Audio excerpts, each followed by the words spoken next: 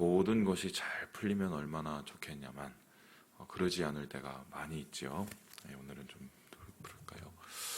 특별히 살아가면서 가장 힘든 게 뭐냐고 물어보면 결국 우리를 괴롭히는 것은 상황이 아니라 사람입니다.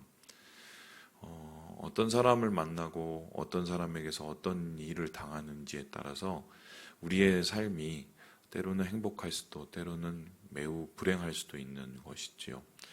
이스라엘 백성도 마찬가지였는데 이스라엘 백성에게는 사실 행복을 주는 이름과 반대로 그들에게 불행을 가져다 주는 힘든 고난을 가져다 주는 이름이 있었습니다. 오늘 시편이 바로 그러한 이야기에 대한 이야기인데요. 바로 이스라엘을 괴롭혔던 이름, 이스라엘에게 가장 힘을 빠지게 하는 이름, 반면에 이스라엘에게 힘을 주는 이름이 무엇인지를 이 시인이 한 명씩 이야기하고 있습니다. 그래서 저는 오늘 이 전체 시를 블랙리스트 혹은 화이트리스트 이렇게 얘기하고 싶은데 우리의 삶의 블랙리스트를 우리가 어떻게 해결해야 되는지, 우리의 삶 속에서 이 화이트리스트를 어떻게 우리가 매일 품고 살아야 되는지 이 얘기에 대한 얘기를 나누려고 합니다. 우리 첫 번째 말씀을 같이 한번 읽어보도록 하죠. 우리 1절의 말씀 같이 한번 읽어보겠습니다. 시작. 하나님이여 침묵하지 마소서. 하나님이여 잠잠하지 마시고 조용하지 마소서. 지금 이 시인은 하나님께 자기의 고난과 자기의 힘듦을 호소하고 있습니다.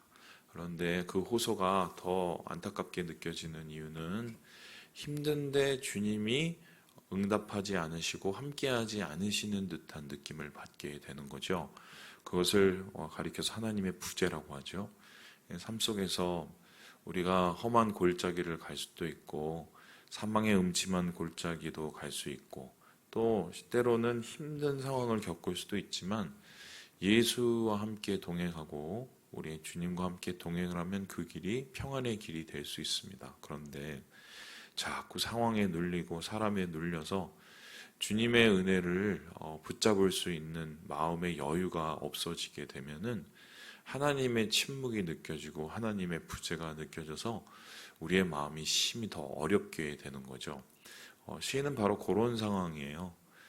너무 힘든 나머지 마음속에 있는 하나님의 임재를 점점 잊어버리고 있는 그런 상황인데, 그렇다면 시인을 괴롭게 하는 것은 도대체 무엇일까요? 우리 함께 2절의 말씀을 같이 한번 읽어보도록 하죠. 2절입니다. 시작. 무릇 주의 원수들이 떠들며 주를 미워하는 자들이 머리를 들었나이다. 원수들 때문입니다. 원수는 뭡니까? 나를 대적하는 자들입니다.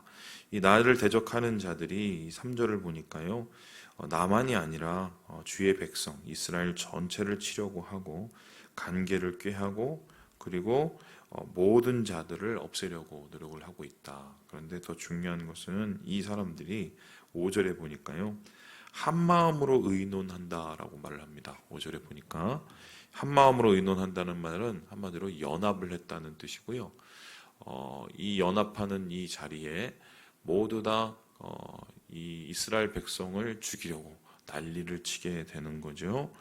그래서 이러한 이스라엘에 대한 이 대적자들의 이름을 낱낱이 하나님 앞에 고하고 있는데 6절을 보았더니 에돔, 이스마엘, 모압, 하갈린, 그발, 암몬, 아말렉, 블레셋, 두로, 아수르 이런 이야기가 계속해서 이어지고 있습니다.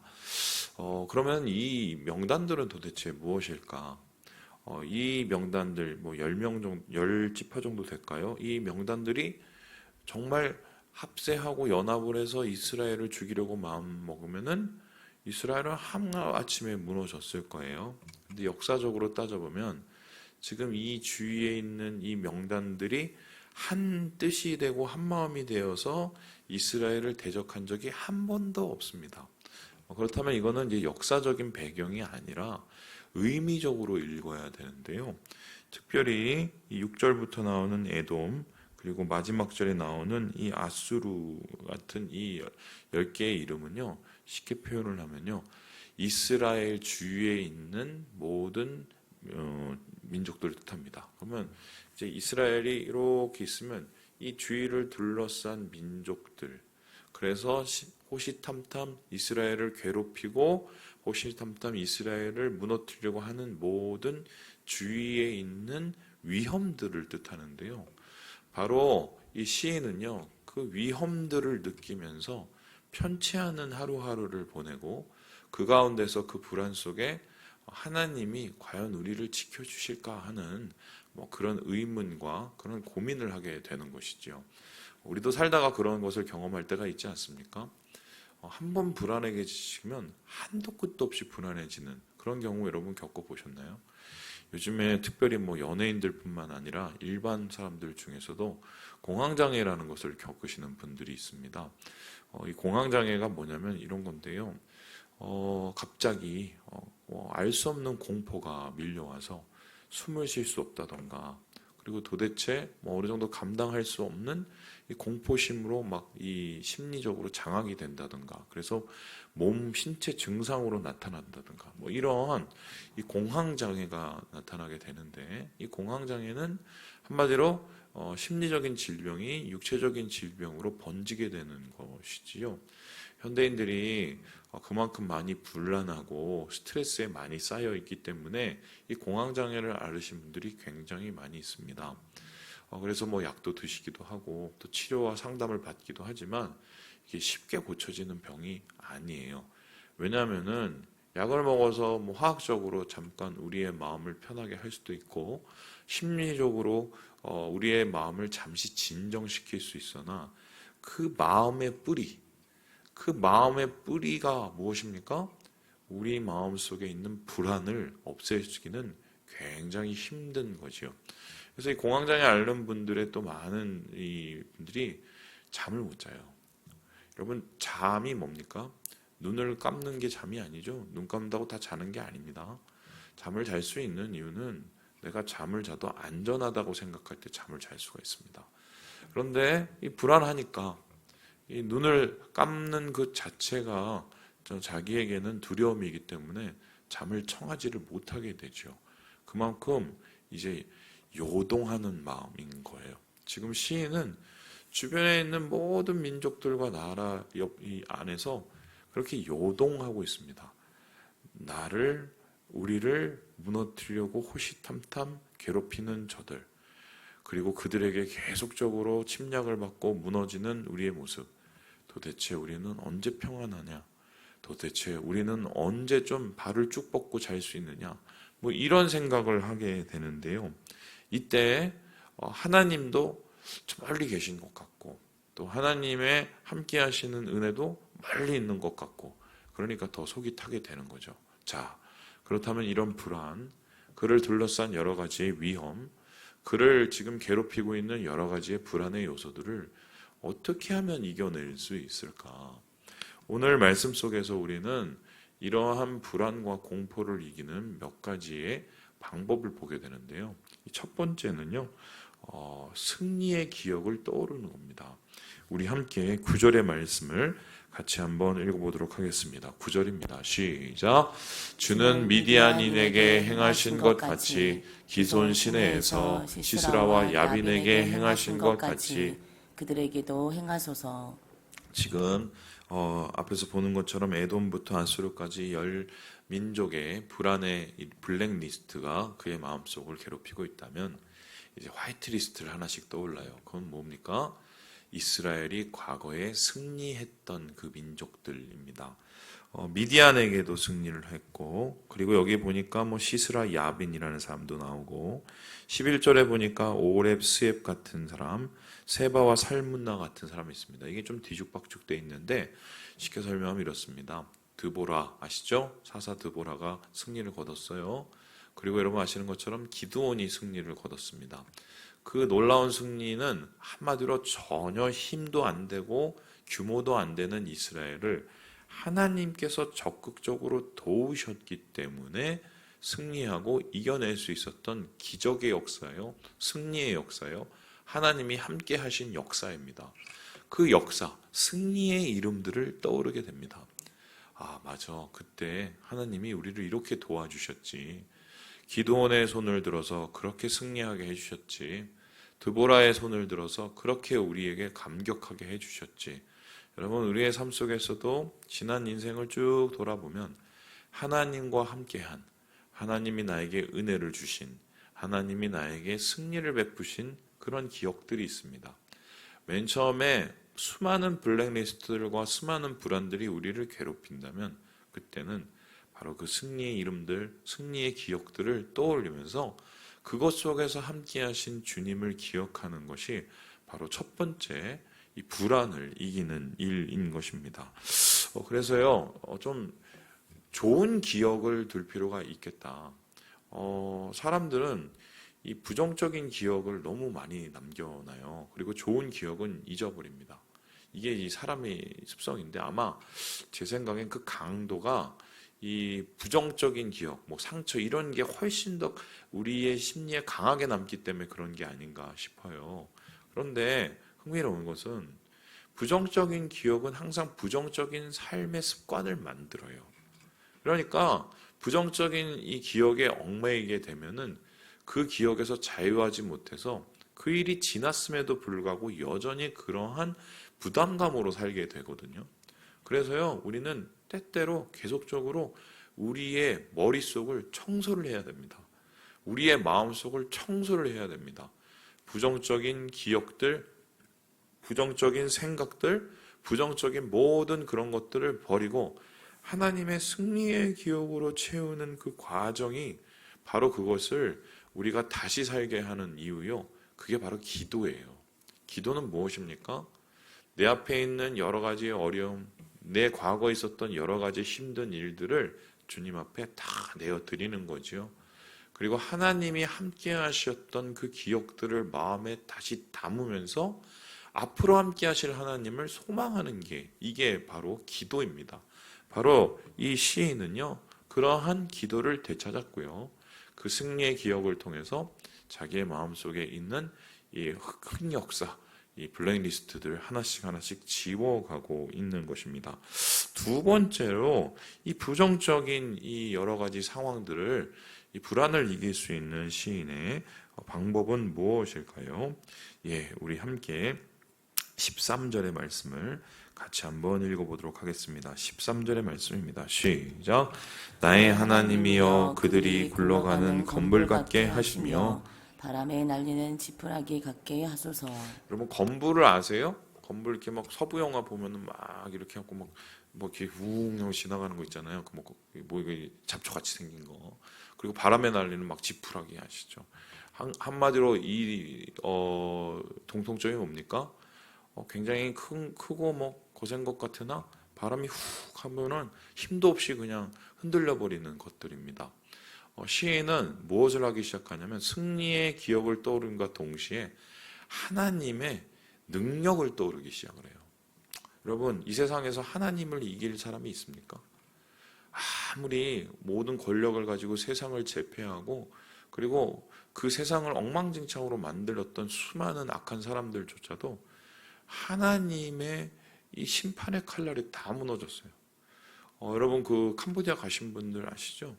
캄보디아 가보면은 뭐 거기에 막 힌두 신전 막 크게 있고 앙코르와트 다 보고 오셨잖아요. 그거 지려면은 얼마나 힘이 센 사람이었겠어요. 사람들을 얼마나 구박하고 얼마나 착취를 했겠습니까? 물론 우리가 그 덕택에 가서 구경은 하지만 아마 그 자손들이 그걸 보면 되게 싫을 거예요. 우리 아버지 이거 하다가 죽었어. 좋겠어요?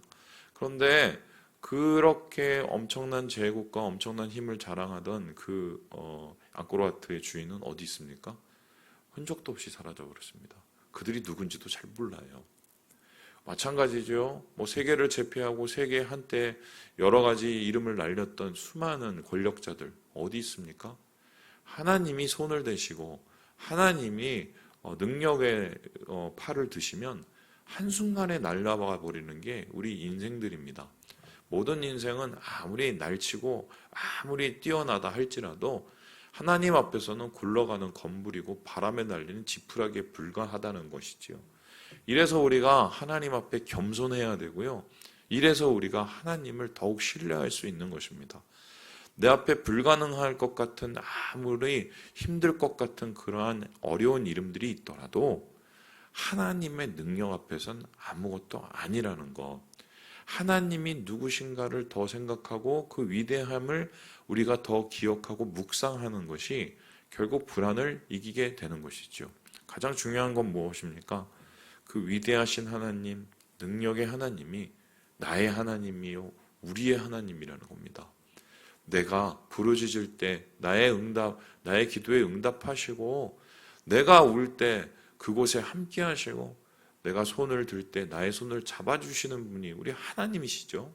바로 시인은 그 능력의 하나님을 묵상함으로 자기의 불안과 어려움을 이겨내고 있다. 두 번째 모습 속에서 그것을 찾게 됩니다. 마지막으로 시인이 이 불안을 이기는 방법은 무엇일까요? 우리 함께 우리 18절의 말씀을 읽고 마무리를 해보도록 하죠. 18절입니다. 시작. 여호와라 이름하신 주만 온 세계에 지존자로 알게 하소서. 결국 시인이 수많은 자기를 둘러싼 불안의 이름 블랙리스트를 이기는 것은 여호와의 이름을 마음속에 새기는 것입니다. 여호와의 이름을 마음속에 새긴다는 것은 어떤 의미인가요? 여호와라는 이름의 그 기원을 찾아보면 우리가 이해할 수 있습니다. 여호와라는 이름은 우리 하나님이 자기 자신을 스스로 드러낸 이름입니다. 이 이름을 처음 알게 된 사람은 누굽니까? 바로 모세였어요. 모세는 자기 민족이 섬기는 그 신이 있다는 것은 알았지만 도대체 그 신의 이름이 누군지도 모르고, 그리고 그 신이 직접적으로 아직도 우리와 함께하고 있는지 확신도 없었습니다. 그런데 그가 자기 힘으로 민족을 구하려다가 완전히 망하고 나서 저 광야에 가서 사막에서 정말 무명으로 양치고 살고 앉았는데, 그때 하나님께서 불타는 떨기나무에 나타나시죠. 그 하나님 앞에 모세는 무릎을 꿇었습니다. 그리고 하나님의 이 이스라엘 구원하라는 그 명령을 듣고 모세가 제일 먼저 물어본 게 뭔지 아세요? 주님, 당신의 이름은 도대체 무엇입니까? 라고 물어봤어요. 그랬더니 하나님께서 그 이름을 가르쳐 주셨는데, 그게 나는 스스로 있는 자예요. 나는 스스로 있는 자를, 이거를 첫 자음을 따면 YHWH고, 이거를 아도나이라는 주라는 이름하고 이제 섞은 게 여호와고요. 사실 학자들은 이 첫 번째 이 모세가 들었던 그 이름을 야훼라고 생각합니다. 그러니까 우리 하나님이 이 모세에게 가르쳐준 이름이 야훼예요. 야훼. 야훼라는 이름은 어떤 뜻이냐? 나는 스스로 있는 자, 자존자예요. 자존자. 그리고 자존하신 하나님은 지존하신, 가장 높으신 하나님이죠. 왜입니까? 이 세상의 모든 것은 스스로 있는 게 아니라 누구의 손에 의해서 창조된 것입니다. 원인이 있어야 결과가 있는 것입니다. 그런데 그 원인을 살펴보면 결국 거기 처음은 우리 하나님이 계시고, 그 처음의 하나님이 바로 마지막을 만드시는 분이시죠. 그래서 하나님은 알파와 오메가라고 합니다. 그래서 이 야훼라는 이름을 이스라엘에게, 특별히 모세에게 가르쳐준 건 뭐예요? 너의 처음이자 마지막을 내가 지켜주겠다.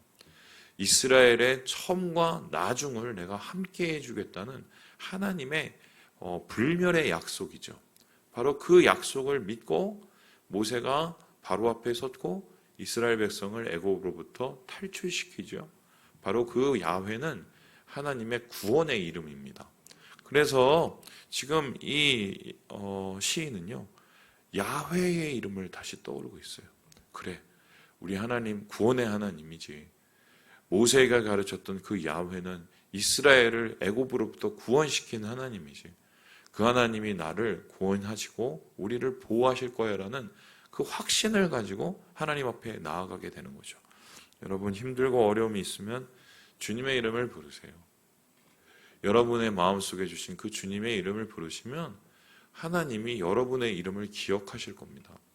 오늘 이러한 불안을 이기는 이 시인의 모습을 우리 함께 바라보면서 오늘 우리에게 닥쳐진 여러 가지의 일을 주님 안에서 맡겨드리며 승리하시는 우리 모든 형제 자매들 되시길 주님의 이름으로 축원합니다.